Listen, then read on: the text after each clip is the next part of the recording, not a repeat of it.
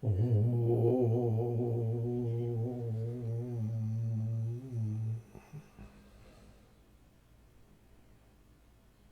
sit upright.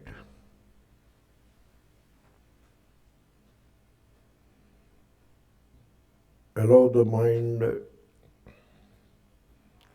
download all of its content.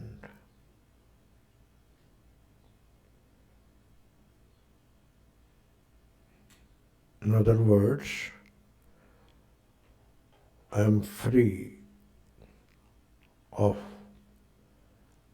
memory temporarily.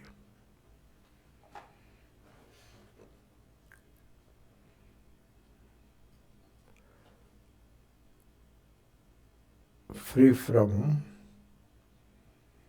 the known.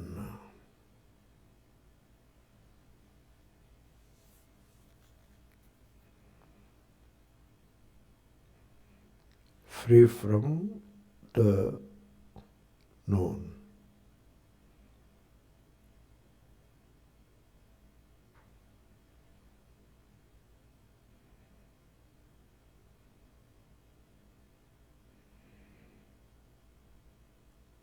I feel underneath the feet or legs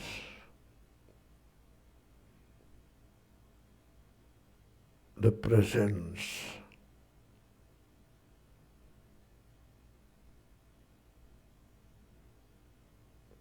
I feel through the sense of touch, the presence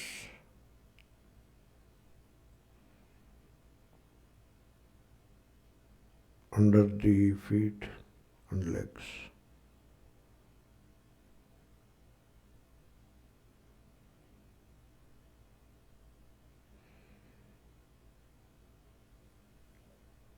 If I invoke the memory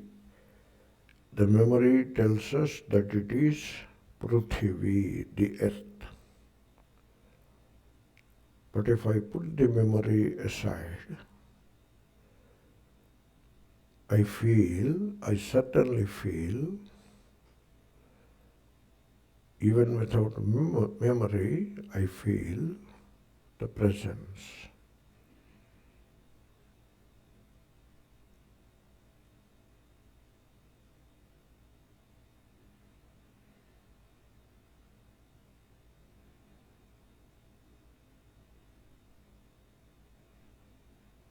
As I inhale and exhale, watch the breath.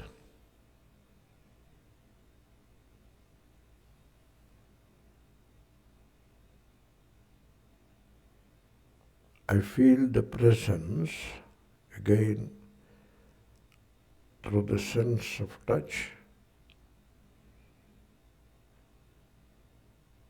at the tip of the nose and also inside the nostrils.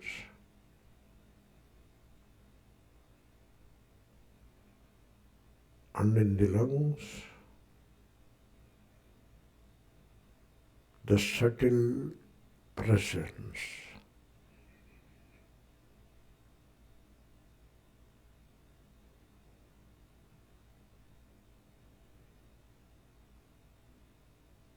If you ask the memory, it tells you that it is the Vayu, but then without memory,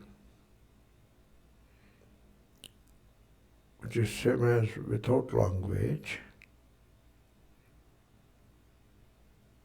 what I feel is the presence.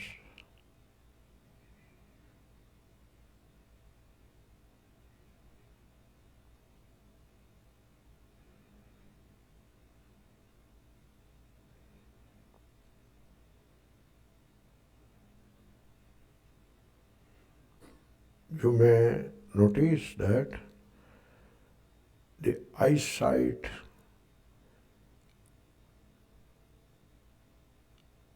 gives importance to the names and forms by habit, whereas the sense of touch can reveal the presence more easily than the eyesight.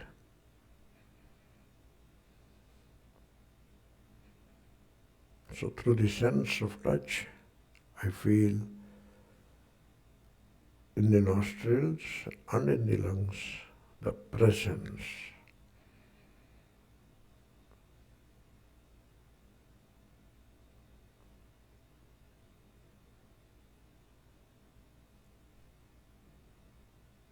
Once again, through the sense of touch all over the body, I feel the presence of warmth or heat all around.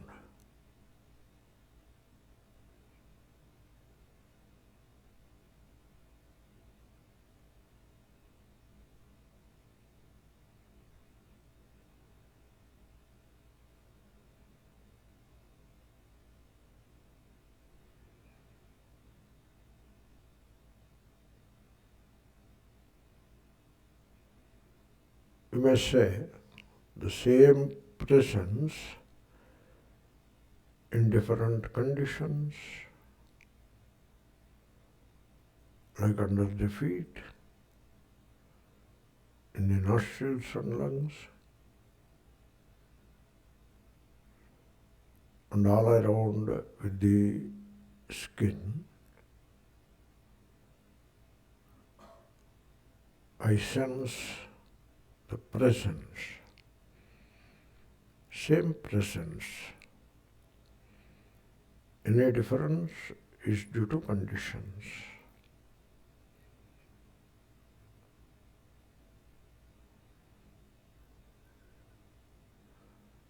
No harm in adding a little language. The presence as Prithvi, the presence as Vayu, the presence as heat, Agni.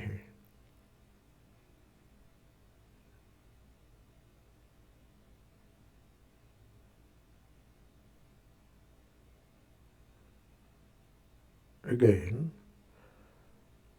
I feel direct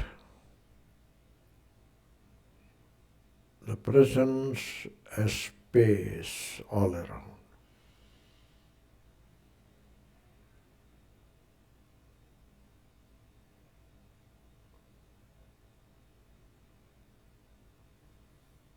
You do not need perception for sensing the space.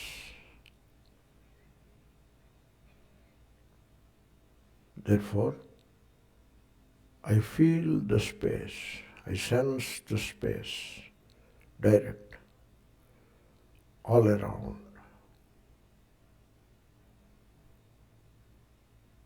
Once again, it is very subtle presence.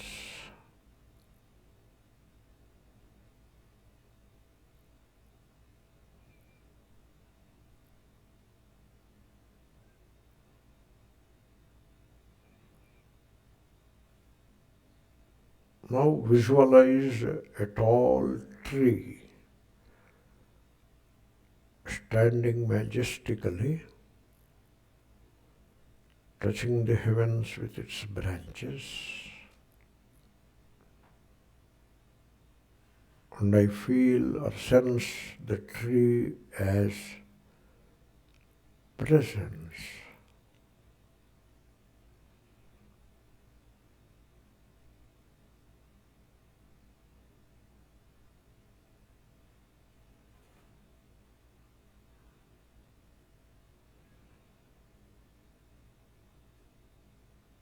Again visualize a tall mountain peak in the horizon, majestically soaring into the sky.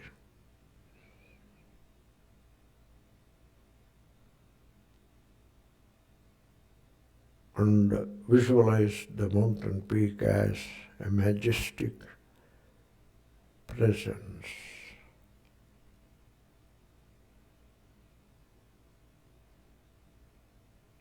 Bhavaha, presence.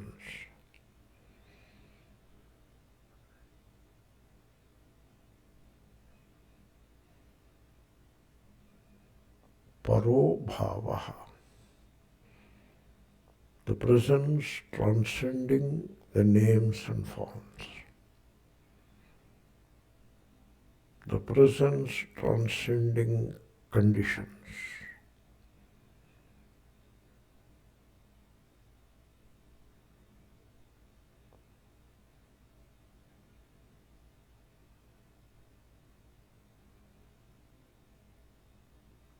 Then when I look within in the heart,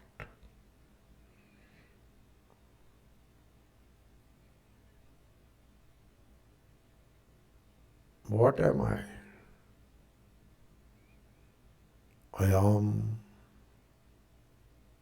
the presence.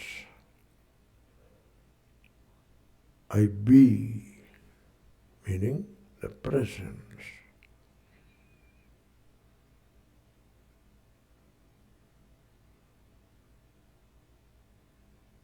In fact, the same presence.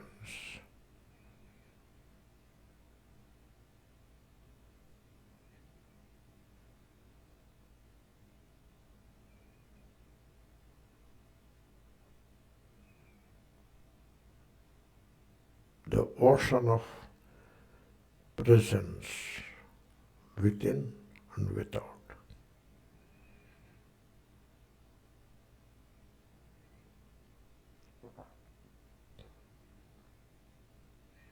The boundless presence. Paro bhavaha.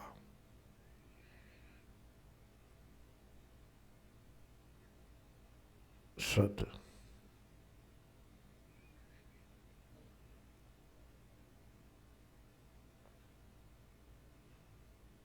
Spaceless and timeless.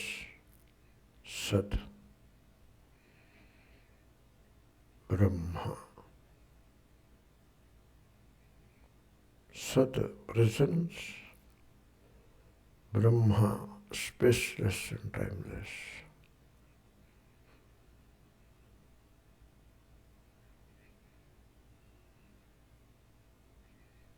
The same presence within and without.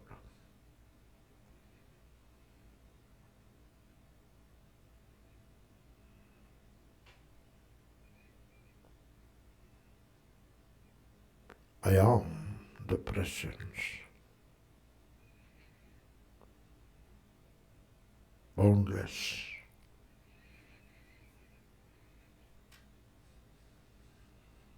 Aham Brahmasmi.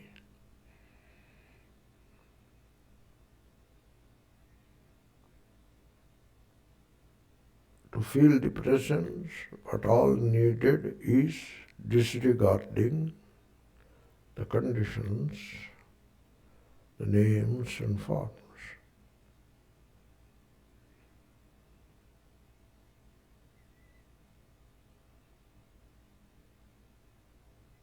Aham Brahmasmi.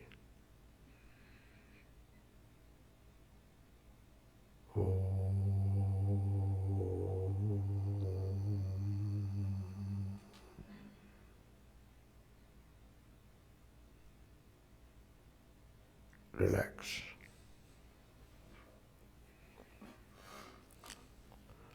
Sit at ease and relax.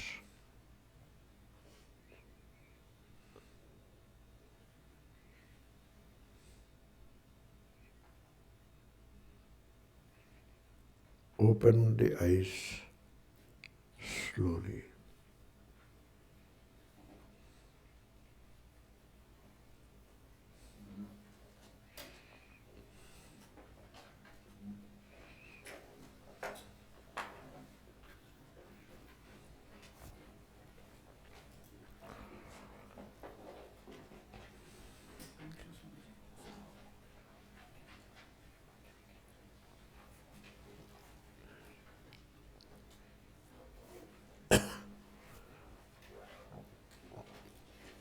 Om Shri Gurubhyo Namaha. Harihi Om.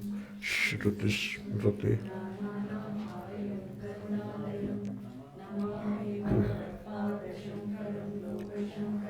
Nitya Shuddha Vimuktaikam Akhandanandamadvayam Satyam jñānamanantaṃ yat Parabrahmāhameva tat. So that Parabrahma, which is Satyam, is also Jnanam. It is Anantam, boundless, that we have covered.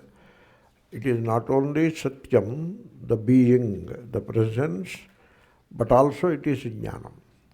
That Jnanam word is very important because the moment you say presence, it is likely that you take it as Jada, insentient. That is how the presence is taken. Like the table is. That isness is lifeless, insentient. The pot is, it is insentient. Jada. The opposite of Jada is Chetana. What is Jada and Chetana? It is not about movement. You should not think that what moves is Chetana, what doesn't move is Jada. Wrong. Because Jada also moves. This also moves. And if you move it, it moves. Even if you don't move it, it moves within itself. Therefore, it is not movement that defines Jada and Chetana. It is about the evidence. Does it become evident by itself, or it requires something else to become evident? That defines the Jada Chetana. Like you look at it outside, the difference between opaque and luminous. What is the difference? Opaque doesn't shine by itself. Only when some light is thrown upon it, it shines. What is luminous? It shines by itself. The bulb is luminous, the table is opaque. That is with reference to the physical light. Now you substitute the inner consciousness in the place of that physical light. That is what you have to do. Okay? So consciousness, or you can call it the knowingness if you wish. When I say consciousness, I mean the background of the moving mind. Because when the mind moves, means mind acquires, let us say mind gets modified and it acquires the shape of part. But then the shape of part happens in the background of consciousness. That's why it becomes Ghata Jnana. Otherwise it is only Ghata Vritti. Vritti is modification. So on the screen you have two things in a movie. The shape and the light. Right? Suppose shape is there, no light. Then the shape is not a shape, and you will not know that there is a shape, etc. Okay? So the shape should come with light. Then only you recognize hero, heroine, this, that. Shape with light. That is consciousness. In the consciousness, the shape is the movement of mind, and the background light makes the shape evident. That's why that light, together with the shape, this is what we call waking consciousness, or simply the consciousness. Okay? Now, the consciousness is by contact. Contact of that light absolute, the awareness absolute, Chaitanyam, the Chit, that is the absolute by itself, absolute, with the movement of mind in contact. That is how you get waking consciousness. Got it? The language which I am using, the Chit, absolute, knowingness, absolute, in contact with the moving mind, that is the waking consciousness, in which many things become evident. The world becomes evident. Just like a movie, the projector light in contact with the film becomes the scenes on the screen. Very similar. Therefore, that inner light, the light of knowingness, that is the Chit. Okay? Now we are talking of two things. Sat Chit. Sat, the presence, the being. Chit, the knowing. Not knowledge. Knowing is different from knowledge. That's why to make the ing is enough. To make it bhava. Ing is enough. To know. Knowing is enough. To be. Being. That is enough to make it into bhava. The absolute. To make it absolute. Ing is enough English. But to make it even further, to avoid any further confusion, I added knowingness. Some people add beingness also. Even after that you get confused, then now we can, suppose I say knowingness, then also you will confuse. Therefore, so I am talking of the absolute, not relative. Therefore, when you say knowledge, it is relative. Knowledge of what? That is called relative. Knowledge of the part. And that knowledge is different from, different from the knowingness. It is something like the shining part, different from the light. Okay? Similarly, the knowledge of part. It is born and it ends. Birth and death. Knowledge happens and then it goes. Whereas the shiningness, the knowingness, it is timeless. Hence birthless and deathless. Therefore, in that consciousness, it is by contact. Consciousness is by contact. Contact of the Chit, absolute, with the movement of the mind. The modification of the mind. Why you call it movement? Because the modification, it doesn't stay, it just changes immediately. Ghata goes away, pata comes. Pata goes away, matha comes. So it goes on changing. That's why, even while calling it modification, we are calling it movement, phenomenal. So it is a contact between motionless Chit and moving mind. That contact, that is the consciousness, waking consciousness, in which the whole world becomes evident. Okay?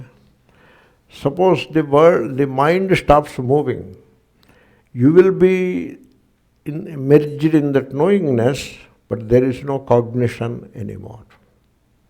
That is called samadhi, kind of not yoga samadhi. That is called pure light of awareness. Suppose the light of awareness is shut off. Now you should not say only moving mind is left. You should not say that, because you don't even know whether moving mind is left. Okay? Therefore, that is what is called jagadandhyaha. Jagadandhyam, napumsakalinga. Jagadandhyam. When the light of consciousness shuts off, the light that light aspect of the consciousness is shut off. Now even mind is just non-existent. And when the mind is non-existent, it is as good as Jagat is non-existent. And therefore we call it Jagadandhyam. The Jagat has merged into the absolute darkness. Okay? It is like while watching the movie, the power is out, like that. Okay? So all this story I told you just to bring the focus on to consciousness. There is a thumb rule. When you focus on the consciousness, you go beyond the consciousness. That is, the witnessing is also same thing. So when you go beyond the consciousness, what is it that you are leaving behind? The nama and rupa are gone. And you are transporting yourself into pure knowingness. That is how it happens. Now you understand what is Chit. Now the next question is, what is the relation between Sat and Chit? Okay, this is the question we have to address. Now you have to understand one thing. Sat is Ananta, boundless. Chit is also Ananta, boundless. Boundless part is settled. All boundaries are in the Namarupa, which is the mind. In Chit and Sat, there is no space, there is no time, and hence boundless. But what is the relation between this Sat and Chit? This is like asking, what is the relation between absolute existence, that is Sat, and absolute knowledge, Chit. Okay, you got it? Can I talk that language? Knowingness, I am calling it absolute. The moment I put absolute, it goes beyond the Namarupa and goes into Sat Chit arena. Okay? So what is the relation between Sat and Chit? You see, there are different philosophers about it. Some people said the Sat alone is real, Chit is unreal. But Chit happens or not? It happens. It happens as an epiphenomenon of Sat. Like the brain cells are there, matter, Sat. And out of the brain cells arises some kind of consciousness. Therefore, the consciousness is the epiphenomenon of the material brain cells. So Sat is real, Chit is unreal, because it is a product of the Sat, therefore it is unreal, not original. That is the idea. These are called materialists. Got it? All neurological sciences, etc., they are focused on the materialism aspect. Okay? Of course, we should not dismiss what they are trying to say.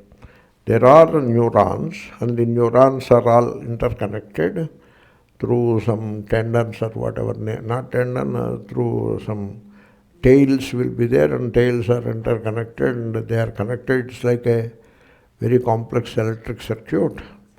And so firing is happening. Electricity, there is electricity. That is the firing. Ions movement. That is electricity, yeah. So electricity is defined as the movement of ions. You should know that, okay? You don't think that some flashes are happening.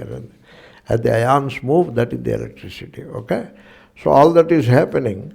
Therefore, the point is, when you look at the brain, there are cells, the neurons, all interconnected, complex circuitry, and then there is a firing, electricity is flashing, and knowledge or sensations are happening, all that is fine. Only, the brain is only that much, or is there something else in the brain? That is the question. Okay? If brain is only that much, let us say, then Sat is real, Chit doesn't exist, there is no Chit. But brain is not only that much. So there is an intelligence in the brain which makes the operations of the brain meaningful the way we experience it, and that intelligence which makes the functioning of the brain possible is in the brain, are you following? But not of the brain. You got it? That intelligence which is in the brain by all means, by which the brain is able to function, that intelligence which is not of the brain is the Chit. Okay? Therefore, there is a Chit. Not only heart, you take heart, heart is. How do you know? Because it is pumping and doing everything. But then there is an intelligence in the heart which makes the heart functional, function the way it is functioning. That intelligence is a Chit. Therefore, you cannot dismiss Chit. You have to admit Chit. Sat and Chit. Therefore, materialism is dismissed. You got it? Now, another school, they say, you understand all this discussion? Another school, they say, there is only Chit, no Sat. Chit alone is. These are great philosophers. In India, they are there only Sat, no Chit. These are the Charvaka. and Lokayatika. These are the names given in the Indian context, because all these philosophers were there in India. India is the land of philosophers. Why? Because in India there is freedom to think. In Europe, was it not there? It was not there. Greece had. Greece has a lot, but gradually they lost it. In Europe, you are not allowed to think. In those days, you were not allowed to think. If you think, you will be punished. That is called Inquisition. Galileo, Robert Bruno. These people, they were punished. Bruno was killed, and Galileo was put in jail, and he was made to recant, and so many things. You cannot think. All thinking will be done by Vatican. You cannot think.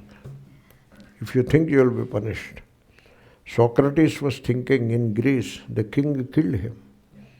The king gave him two options: leave the country or consume poison. That was the way execution was implemented in those days. They offer poison in a vessel and make him, you drink it. So the person executes himself in a way. So he was offered the two, and he chose the poison method. All his disciples said, "Come on, let us go out of the country to save the body." He said, "Are you my Sishyas? You want to save the body? What kind of Sishyas you are? Don't you know that Atma is not the body?" That is what he said. Then they kept quiet. They gave up. And next day, this midnight at 12 o'clock, this was the discussion. Then he went to sleep. Next day morning, they woke him up at 5:30 and brought to the place where execution takes place and offered him hemlock, poison in a cup, and asked him to drink. And all his Shishyas assembled. He was talking about Atma to them while drinking the hemlock. Atma is indestructible, ajaha, amaraha, etc., and he died. That is Socrates. So, therefore, thinking is very dangerous thing. Very dangerous. You cannot think. India has gone into that state now. Partly. You see elements of that in India now. Europe has moved forward. Europe has become free from this kind of this kind of terrorism or autocracy, whatever you call it.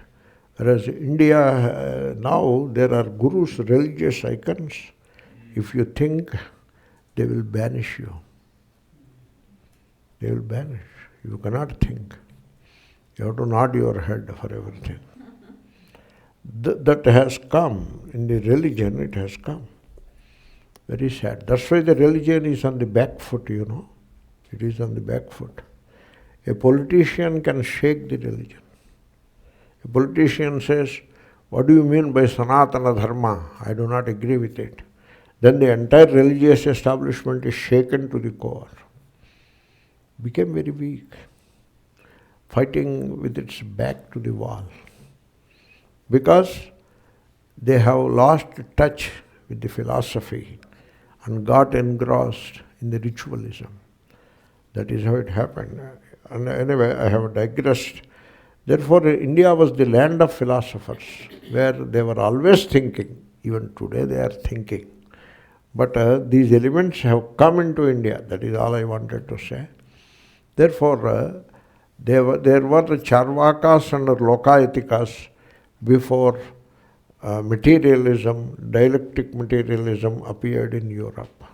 The Marx, Engels, Lenin, that is a parampara. The dialectic materialism, it appeared. Before that, long before that, India had great thinkers like Charvaka, etc., who were materialists. This kind of materialism was there in Ramayana itself. The name of the rishi is Jabali. In Ramayana, Ayodhya Kanda, you get it. Okay. Anyway, that is Sat alone is real. Then there is another school, Chit alone is real. That is called Vijnanavada in India. Chit. And then you add an element of time to that Chit. So it is a momentary frequency. Frequency is time. Time is defined by frequency. That's why the seconds will also tick, tick, tick, tick. That is the frequency, you know. So, therefore, Kshanika Vijnanavada. Vijnana is Chit. That alone is real. And that is Kshanika. That Kshanika part aside, so Chit alone is real, no Sat. Sat has no independent existence.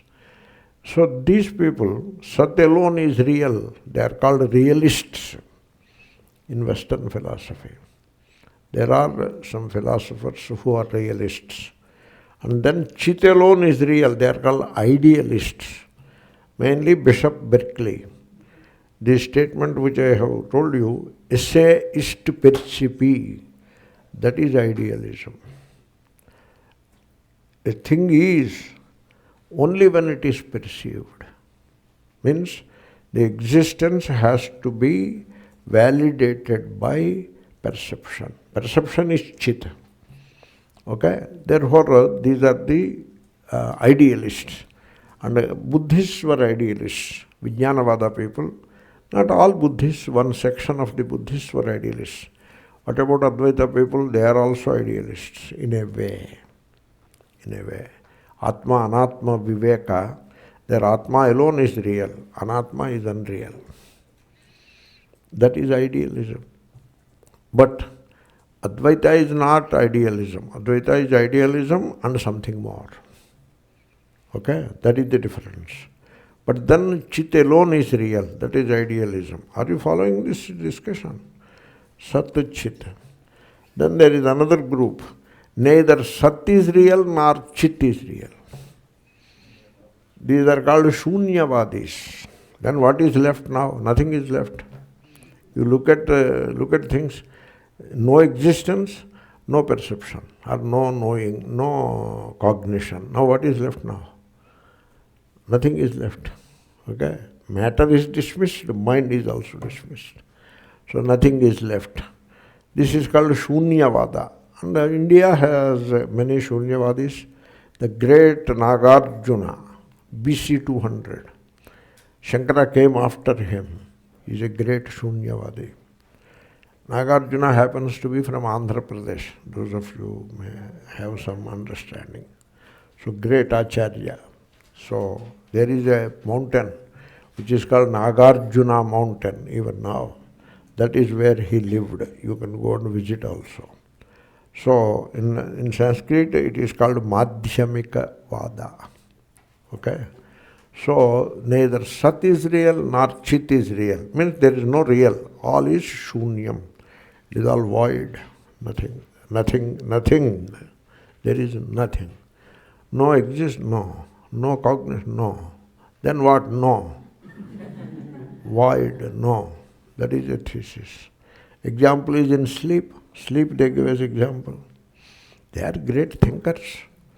And the Shunyavada people, they are very helpful for Advaitis.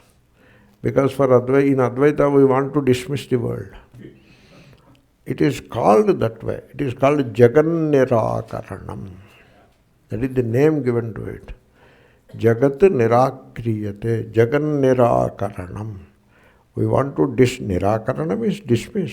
We want to dismiss the world. When you say Rajju Sarpa, are you not dismissing the serpent? You are not keeping it, or you are not giving any reality to it. All of that is some kind of an imagination, nothing more. You are outright dismissing it. So, Jagan Nirakaranam. So Vedantins should do that. And for that, Shunyavada people are very helpful. Very helpful. And Shankara, Gaudapada, all these acharyas, they rub shoulders with the Shunyavadis and Vijnanavadis when it comes to dismissing the world. Okay? And if you are reading Vaitatya Prakaranam in Mandukya Upanishad, it doesn't, you do not know whether it is Vaitatya Prakaranam of Gaudapada or Nagarjuna Madhyamika Karika. They run parallel. Chalo. So that is Shunyavada. Okay, then one more Vada. Sat is real, Chit is real, they are different. Got it? That is called Dvaita. Jagat is Sat, which is before you. Vishnu is Chit, who is in Vaikuntha. Both are real. What about me? You are also real. Oh, good. Don't say good. You are Kinkara. Dasa. Do Kainkaryam. Okay, I will do Kainkaryam to the world. People want to do Kainkaryam to the world, you know. They want to be slaves to the world. That is how people are. No. You should not do Kainkarya to the world. You should do Kainkarya to God in the heaven. This is all dualistic religions follow this thesis. Sat different, Chit different. Okay, Chit is God, Sat is the Jagat. You are part here, part there. This is Satchit dualism. All religions fall into this category. Abrahamic faiths, many sects of Hinduism, they all fall into this category. I have covered all aspects of Sat and Chit, all permutations and combinations are over. Only one thing is left now, and that is Sat is same as Chit. They are not different, they are one. Okay? You show us the example. For example, pot is, that is Sat. I know the pot, that is Chit. They are different. How can you say they are one? Huh? What kind of approach it is? Tattvamasi. Okay, you look within. There is only one place in this creation where you can experience direct the oneness of Sat and Chit. And that is yourself. That's why Tattvamasi. That Sat which is Chit, satyaṃ jñānam, anantam. Of course, ananta is boundless. So don't bother about ananta. It is boundless. That Brahma, which is at once satyam and jnanam. Tat Brahma tvamasi. You alone are. Okay? Suppose you are standing in Vaikuntha, just before Vaikuntha, at the gate of Vaikuntha is supposed to have a gate. You stand at the gate, then you are the Chit and Vaikuntha is the Sat. Is it not so? Therefore, even if you go to Vaikuntha and stand there, Sat and Chit remain separate. You need not go to Vaikuntha anywhere. You stay where you are, look within and abide as I am. And understand what is I am. You tell me, I am, is it Sat or Chit or both? It is both. In this creation, there is only one element, which is at once Sat and Chit. If you take out that one element, look at the Jagat, it appears as Sat. Look at yourself, the mind, it is Chit. The knower, known, Sat, Chit. So you are beyond the knower, known division. Both knower and known are unreal. You see, when this I want to say, so that people can understand properly. When I say Jagat Mithya, I do not mean, like many half-baked Vedantins mean, I do not mean that way. What I mean is, what is seen, Jagat, unreal, the mechanism of seeing, what they call the means of seeing, pramana, unreal, and the one who sees pramata, unreal. Therefore, when we say Jagat is mithya, what we mean is the objective world is unreal, the means of looking at the Jagat, the eyesight is unreal, and the mind which is the knower is also unreal. Then what is left now? Chit is left. The knowingness is left. Okay, that alone is real. That is Atma, Tattvamasi. But then that is same as Sat, which is Chit. You followed it? Therefore, the Atma, in you alone, you can experience the oneness of Sat and Chit. In you can experience it direct. Means you don't need any proof any further. And that experience is stay put as I am, or I be. And when you abide as I be, is it not Sat? I am. Is it not Sat? It is Sat. Now, how that Sat is known? How to know this Sat? Please have patience, okay? Don't rush to any conclusion. So how do you know the part? Through eyesight. Perception. Do you know I am? Do I know that I am by perception? No. In fact, I am before perception, prior to perception. And I know that I am not because I apply perception as a pramana. Therefore, perception as a pramana is not the pramana to know that I am. You got it? Now, do you know that you are? Because using thought, thought is pramana. To know part, thought is the pramana. So using thought, you think you know yourself? No. Then you become Descartes. If you think thought is the pramana by which you know yourself, you are one with Descartes. Descartes' philosophy is not only that much. People only see only that little. That is there, but Descartes' philosophy is much more wider. He is the philosopher of doubt. You question, you doubt everything. That is how his philosophy moves. And then he is a mathematician and he is a geometry person. Anyway, therefore, I know that I am not through the mechanism of thought. Okay? Now, you tell me, I think, therefore I am, or I am, and then I think. Which is real? I am, then I think. Therefore, I am prior to thought. Now, pramanas are over. You are left with no more pramana. Okay? No, one more is there. What is that? Scripture. Okay? Scripture is pramana. It tells you things that you do not know. Good. Therefore, now you tell me, you are, because the scripture tells that you are. Huh?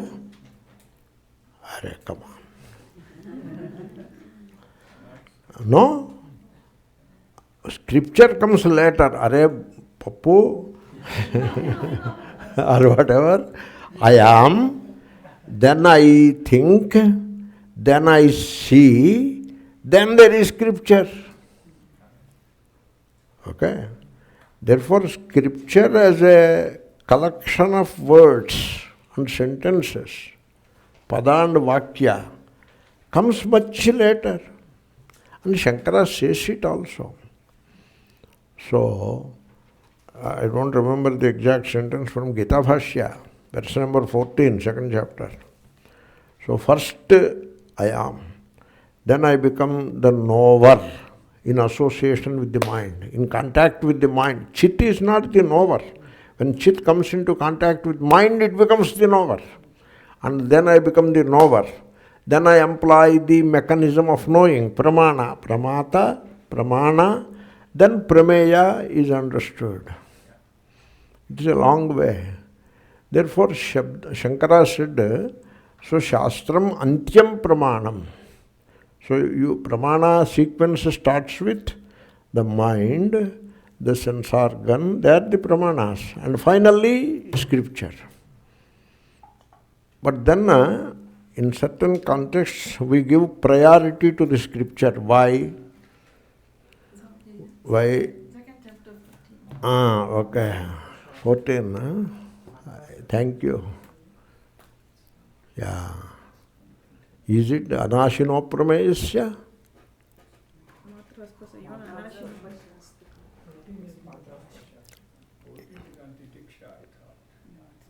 Anashino prameyasya. No, it's okay. We will see it later. Maybe my number may not be correct. Therefore, the scripture is antyam pramanam. In the sequence, it is at the end. Mind, eyesight, sense organs, first mind, then sense organs, then scripture. Antyam pramanam. But we give it first priority in certain cases, contexts. Why we give first priority to the scripture? Because scripture is not a collection of words and sentences. Scripture is the experience of the wise man. So, through the scripture, you are connecting to the heart of the wise man, and therefore, it is prior to mind and sense organs. It is like your Atma, and therefore, it stands in a superior state.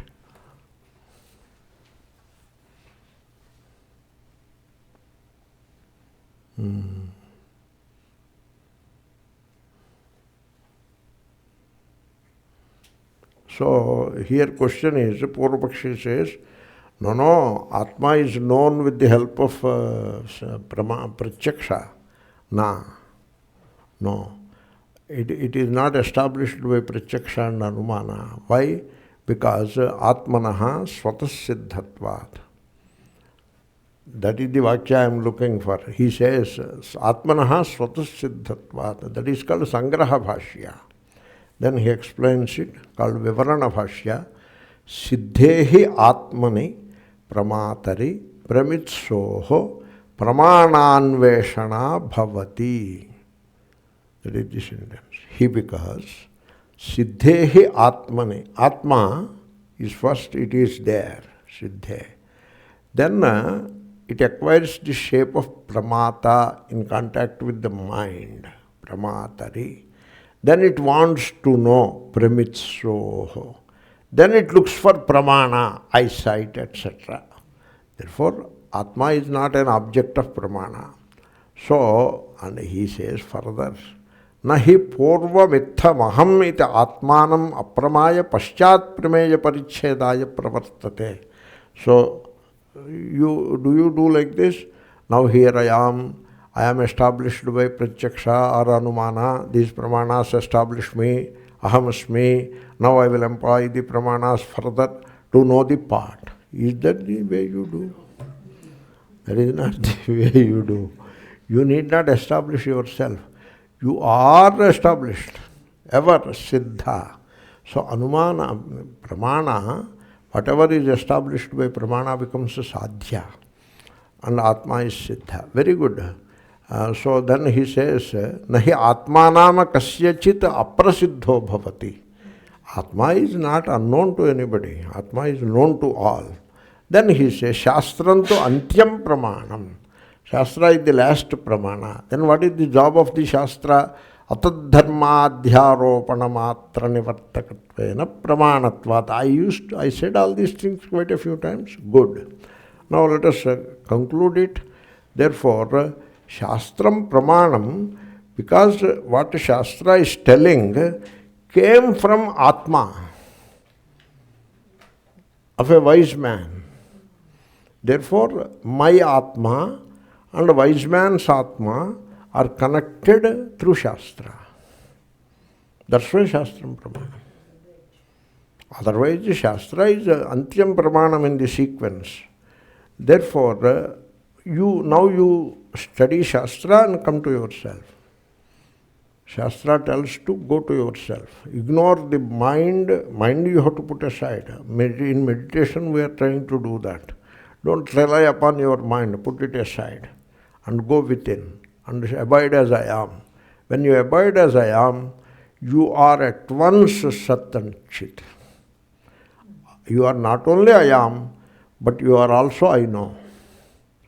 That I know in which there is no knowledge. Knowledge happens only in contact with mind. Therefore, I am all by myself, and I know that I am. How do you know that I am? So you know the part by pratyaksha. You know the fire in the mountain by anumana. You know there is heaven by Veda or Shastra. You know that you are by what? By what? By none of these things. Okay? Then by what? You know that you are by being yourself. Right? You got it? I know the part by seeing. I know the fire in the mountain by inferring. I know the heaven by looking at this, by studying the scripture. I know that I am by being myself. Therefore, now being helps you to know that you are. You know yourself by being yourself. You got it? That's why in the room in Pennsylvania, on the board, just to be. That is written there. I have put it there. A student gave to me and I pinned it there. Just to be. Then what happens? You know yourself. How do you know yourself? By being yourself. But one precaution, you don't be this or that. You just be. That is the point, okay? Therefore, I am is that experience, if I may say so, the spiritual experience it is, in which the Sat and Chit merge. And hence, I am is the window to the truth. You abide as I am. The door to the truth, the Brahman, will be open to you. I don't want to say soon, because I don't want to bring time into it.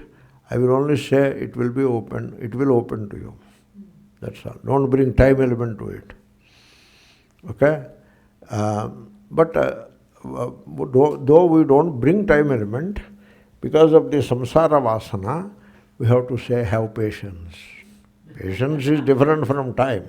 Okay? Therefore, so now Chit, therefore you look at your consciousness. You become conscious of your consciousness. Then what happens? Your consciousness, the waking consciousness, is made up of many layers. The superficial layers consist of raga and dvesha. Okay? Attachment, aversion. When there is attachment, the objects of the world, the people of the world, the relations, etc. are associated with it. All the objects are in the superficial layers of consciousness only, and all relations are in the superficial layers of consciousness. And so what you call memory is also the upper layer of consciousness, and what people call tradition is also in the upper layers of consciousness only. The memory, the past comes and attacks the present and messes up the present. That is all happening in the superficial layers of consciousness, in which the past continues into the present and then into the future. Okay? So, all of this is happening in the superficial layers of consciousness, right? But unfortunately, we do not know how to penetrate the superficial layers of consciousness, and therefore we remain shallow. Okay? That there is depth in that consciousness, and the depth is Atma, which is Brahma, but we don't know the depth because we do not penetrate the superficial layer of consciousness. The superficial layer of consciousness becomes a cover, a veil that covers up the inner reality. Therefore, what happens is, when you remain shallow that way, whatever you do, whatever action you take, becomes a reaction. And then it creates misery. And then you act further and get further into the misery. That is how people live. People move from one misfortune to another misfortune. So from one misery to another misery. Mostly from one crisis to another crisis. All because they live in the superficial layers of the consciousness. That is unfortunate. But when you understand the whole of consciousness, it is not just the upper movement of the consciousness which is in the form of thoughts of the present, past, etc. It is not just that much. You penetrate. How to penetrate? You allow the memory to put aside. Or you become a witness to the mind, one way or the other. Or you just be. When you just be, the mind becomes quiet. The veil is put aside apparently. So that is how you have to penetrate into the inner depths of consciousness. Otherwise, when you function in the superficial layers of consciousness, naturally it creates problems. All our problems are because we are constantly moving in the upper layer, the superficial layer only. That is the brain really. And it never solves any problem. And that's why the superficial consciousness is the breeding ground of problems. Further problems, further problems. You go to the marriage in India or wherever and come back. Now you have come back with half a dozen new set of problems. So, because the upper layer is the breeding ground of problems. So, you try to solve things superficially, and therefore you never find a solution. That is how it happens. On the other hand, you be alert. Alert towards whom? If a thief is about to come, you become alert. Is it that way? No, not that way. The inner movement of the mind is the thief. Take it like that and become alert and aware. You aware. That will take you to the deeper layers of consciousness. And in the deeper layers of consciousness, there is extraordinary joy and peace. You abide you stay in the mind, identified with the mind, and you want peace. Where from you will get it? So, go into the depths of consciousness and discover the extraordinary joy in that depth. Okay? The trick is, you fathom your being, whole being. What you do? I am is being, right? I be father. I be mother. I be Hindu. I be Christian. Are you not living in a very superficial way? That is not the real being. Where is the depth in it? Then how to fathom the depth of being? You know what is your being?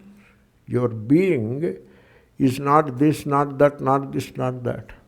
Your being is all existence. Brahma. Brahma is all existence. Sarvatma-bhava. That is the Brahma. And that Brahma, which is all existence, happens to be your being. But you do not fathom the depth of the being. How to fathom the depth of the being? Just be aware and just be. That is how you fathom the depth of the being. That's why I am, in which the being is shining as the knowing, in which Sat and Chit merge, becomes the window to the self-realization. Therefore, there is another way to fathom the depth of the being. Today the class is a Chit class. Yesterday Sat class, There is a way of doing it. Suppose you you experience something. Experience means what? Through the sense organ and mind. You eat a dish, and now you have an experience. Okay? Now what you do is you give a name to it. The experience happened by contact of the external object, like a sweet ball or whatever, with the inner organ in association with the mind. That is the mechanism called sannikarsha. Mind, taste buds, and a sweet. An experience happened. Now you give a name to that experience. You say, good, I like it, I enjoy it. Now you give a name to it. Now the opposite name is also waiting there, and it will come. Bad, I hate it. I could not enjoy at all. So this is how, whenever there is an experience, either you make it experience liked or experience hated or disliked. You name it. You give a shape to it, give a status to it. And then once you give a name to it, once you give a label to it, it goes into the memory and gets registered. Okay? You see, somebody estimated, when you see things, you see 100 things, but you remember only one thing. 99 things, they are seen and gone. Why? Because you have not converted into an experience that either you like or dislike. The moment you convert a perception, a seeing, into an experience of either like or dislike, it gets registered and gets accumulated in the memory and becomes vasana and bind you. What you like you will pursue, what you dislike you try to avoid. This is how you are constantly in the superficial layers of consciousness. Okay? Now, how to penetrate these superficial layers? Two questions. How not to add to the memory? Add some more vasanas to the memory. How to stop it? And then how to penetrate? The trick is, you try this. When you eat something, that is the discussion we are doing, you don't name it. Don't call it like or dislike. In fact, don't even name it. Don't even name it. Don't give a name. Once my mother served a chutney to me. We eat chutney, Andhra people. And I asked her, Amma, what is the name of this chutney? She said, why do you want name? Eat it. Okay. She did not tell the name. I said, is it gongura? Gongura is a particular vegetable, leafy vegetable, which people like. Is it gongura? Okay, you assume it is gongura and eat it. Then I thought it is gongura and ate it. But later I came to know it is not gongura. It is some other kora. Gongura is a very precious thing. It is another leafy vegetable of a lower order. That's why she did not disclose the name. Now you know how dangerous this naming is. So, I will ask you a question. Now today I will settle this issue. Did you ever taste a dish without naming it? You try that. You taste a dish without naming it. Then you will eat it all right. You know what happens? There is no vasana left. You will not have the vasana of that dish. But every single time you eat a dish and you like it or dislike it, you name it, then project as a like or dislike. Naming and projection go together. The moment you name it, either you like it or dislike it, that becomes vasana, accumulated, and you remain in the superficial layers. Therefore, stop naming. Stop calling it like or dislike. Initially, the mind gets baffled. Now there are two options before you. Either you have a name and you stay with the name and like, or you stay with the baffled mind. These are the two options. You better stay with the baffled mind. That provides you an opportunity to penetrate or fathom the depth depth of your being. So this way you prevent accumulation of vasanas. When there is no accumulation, there is no burdening of memory, you become light. And now you do not name anything. You see, you eat something and move on. And you are not after sense experiences anymore. They may be there, they may not be there. They do not make you so stuck with them. What I said with food can apply to music. It can apply to dance. It can apply to forms, this and that. Neither like it nor dislike it. So you see many things. So Swamiji, how do I? Yeah, it is good. But you neither like it nor dislike it, also possible. I am not suggesting you that you should become bland, or maybe I am suggesting you become bland. Maybe that is what I am suggesting. Because that blandness is really not bland. It is not sterile. When you become bland and sterile towards the things of the world, the burden of vasanas is gone. The burden of likes and dislikes is gone. There is not big difference between like and desire. Wahi hai. It is somebody said, I am in the center of the ditch. And somebody else said, I am not in the center, I am just 1/4 from the shore. Both are in the ditch. Okay? Therefore, this like, dislike, attachment, aversion, expectation, anticipation, they all fall into the same category in which you are creating a vasana. You are getting stuck in the superficial layers of consciousness. Just go beyond all that. Become sterile and even bald towards the things of the world. Okay?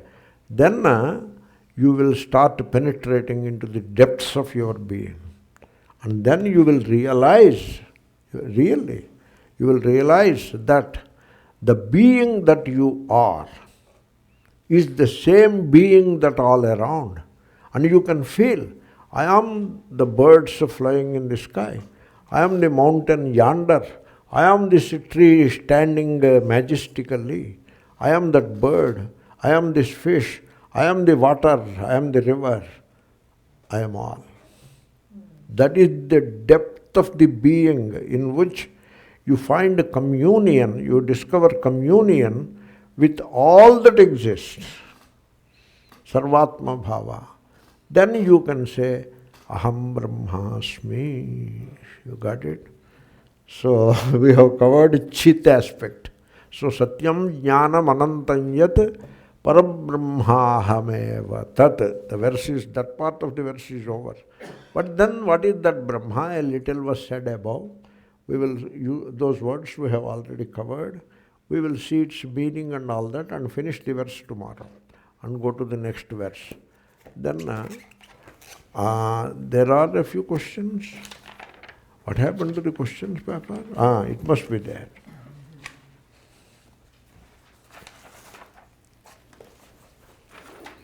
I will take it. So the questions paper is missing. It's okay, doesn't matter. So we will answer the questions in the evening. I will bring it, I have it. Okay.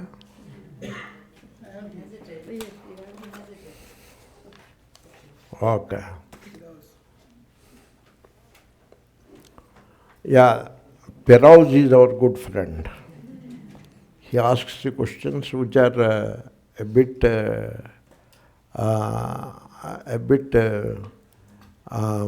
unclear sometimes. I am sorry to say that.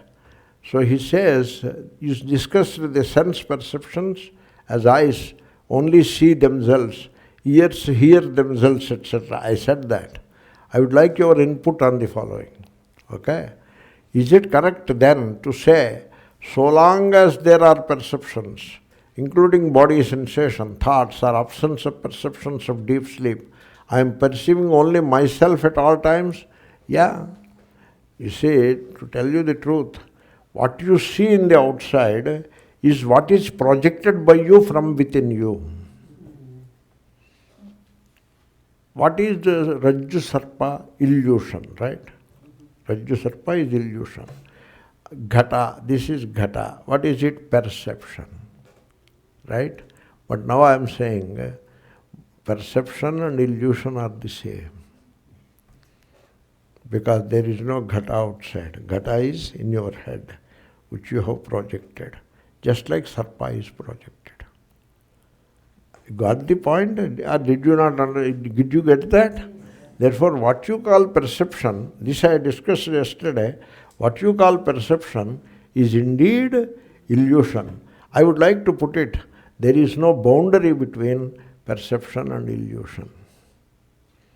Right? You see friends and foes. Is that perception or illusion? It is illusion. Okay? Therefore, I agree with you. I am perceiving only myself at all times. You see, papi papa mashankate. The one who sees sin, has not he got the same sin in himself? Okay? So when I have sin in me, I see sin in others. So what you call perception is nothing but projection and hence illusion. Okay, that's why yesterday I told perception, illusion, cognition, then thinking, and illusion finally. There are no boundaries. They are all going to the same category. Total Jagan Nirakaranam, that is how it is done. Next paragraph. If so, and from this level, then the terms here and now lose physical meaning. The terms here and now you have to understand correctly. The term here means spaceless. Okay? The term now means timeless. When you say here, you have dismissed there, somewhere else, all those ideas of space are dismissed. And similarly, now, past, future, those ideas are dismissed. Therefore, here includes all space, here now includes all time, and here and now, they are no different from what I am. And therefore, here and now are rather precious. Hold on to them. Also, differences are not perceived by senses, but cognized by whatever process or function we call mind, or ignorance. Okay. I told you Piraus means it becomes, the question becomes tough as you read. God bless him.